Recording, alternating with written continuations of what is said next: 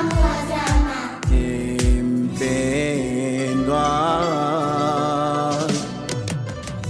Anasema Imamu Ali juu yake amani, Allahumma bala, ewe Mwenyezi Mungu, ndiyo ni kweli kabisa, la takhlul ardhu min qaimi lillahi bihujjati, haiwezekani hata siku moja hapa duniani pakawa hakuna kiongozi kutoka kwa Mwenyezi Mungu Subhanahu wa Ta'ala, dunia ikabaki bila imamu, haiwezekani hata siku moja.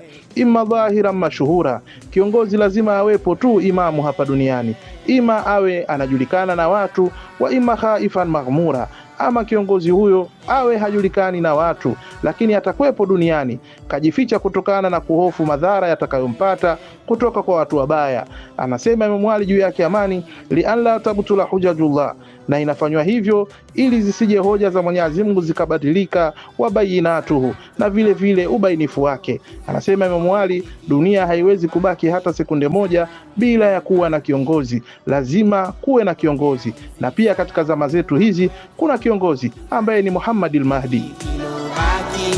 Salam ewe Mahdi, pokea hizi salamu za dhati toka zote pande.